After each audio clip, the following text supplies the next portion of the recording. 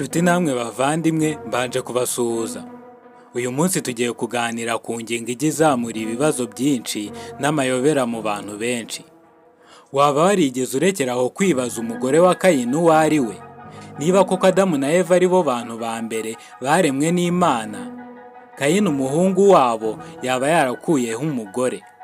Ibi bizamura ikibazo gikomeye, aho abanditsi benshi bagiye bavuga ko mu gihe cya Adamu hari indi miryango yari iri ku isi. Ese koko byaba ari ukuri ko umugore wa Kayini yaba yari umukobwa w'undi muryango wari utuye ku isi utari uwa Adamu na Eva?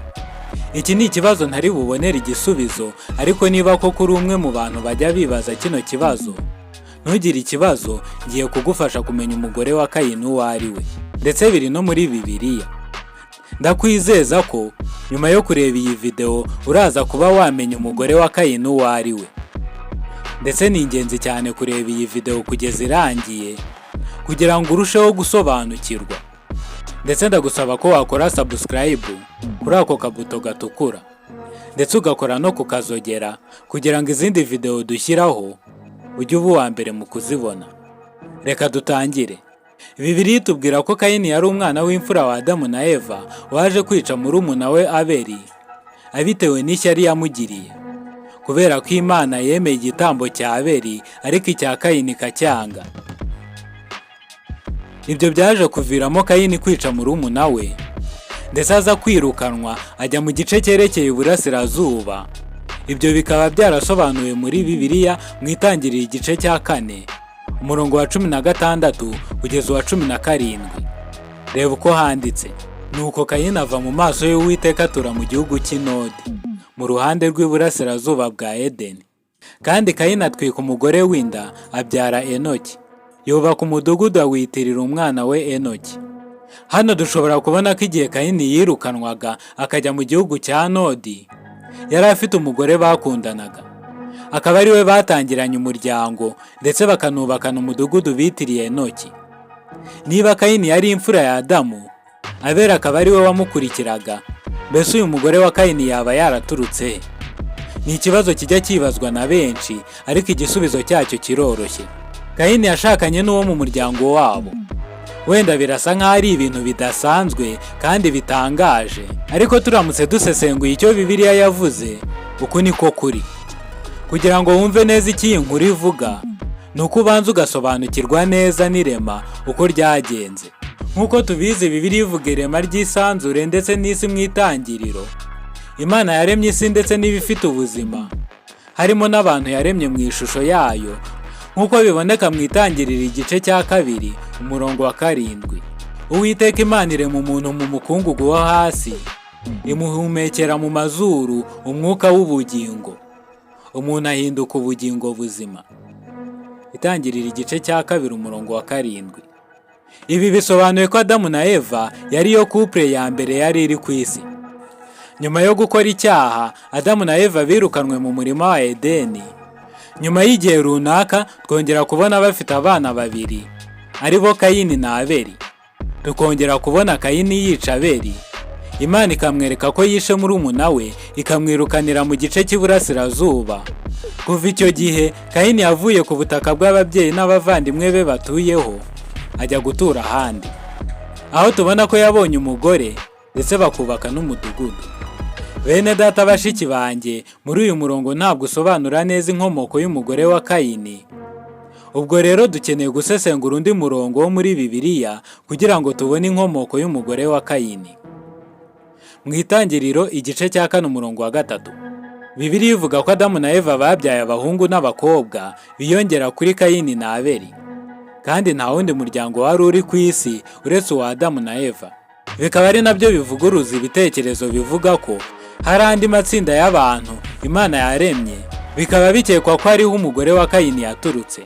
Ntabwo Imana yaremye andi matsinda y'abantu, nubwo Bibiliya itavuga umubare w'abana Adamu na Eva babyaye, ariko n'ubundi ikigaragara ni uko twese twakomotse ku maraso amwe, nk'uko byanditswe mu Byakozwe n'Intumwa igice cya 17 umurongo wa 26.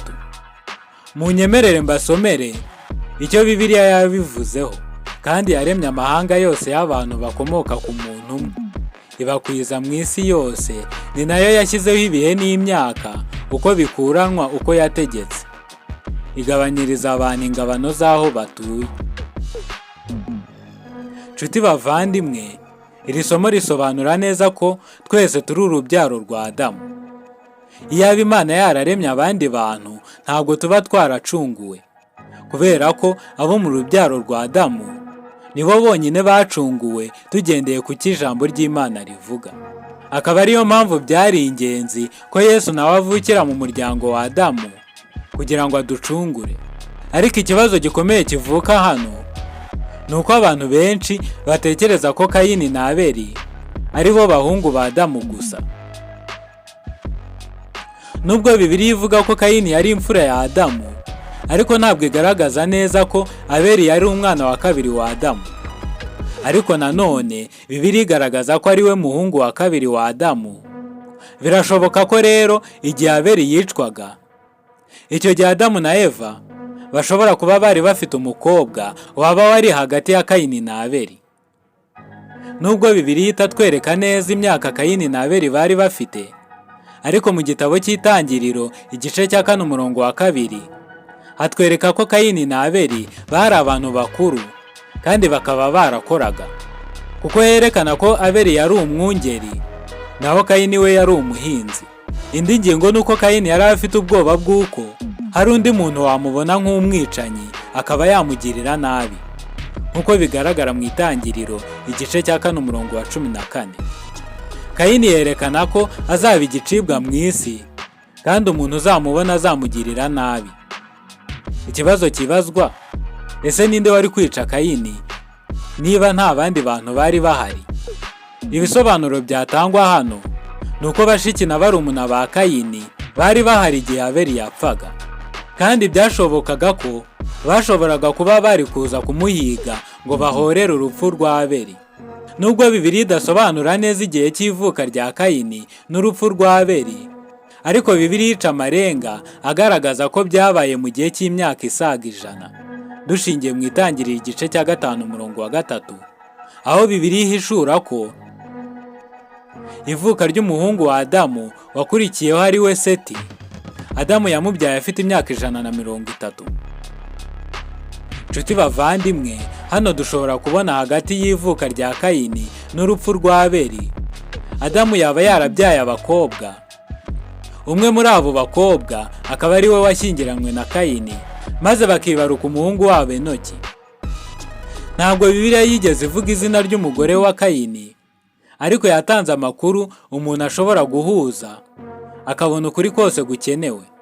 Bishobora kuba bitunguranye kubyumva, ariko ukuri guhari nuko Kayini yashyingiranywe na mushiki we.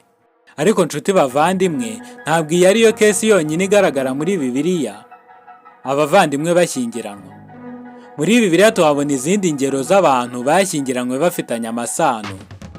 Nk'urugero, abuzukuru ba Nowa byabaye ngombwa ko abasore bashyingiranwa na bashiki babo cyangwa bishywa n'abisengeneza babo cyangwa n'ababyara babo, kubera ko nta bandi bantu bari bahari nyuma y'umwuzure. Aburahamu yashyingiranywe na mushiki wabo Sara. Isaka yashyingiranywe na Rebeka, umukobwa wa mubyara we.